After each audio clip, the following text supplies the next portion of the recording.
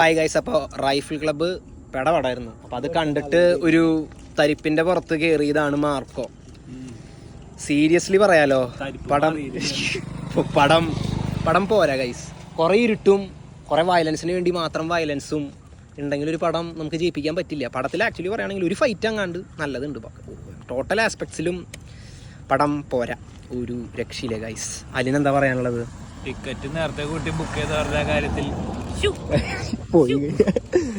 ഫാഫിക്ക് എന്താ പറയാനുള്ളത്?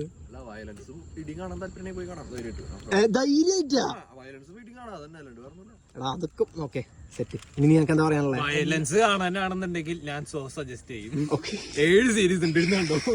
നിനക്ക് എന്താ പറയാനുള്ളത്?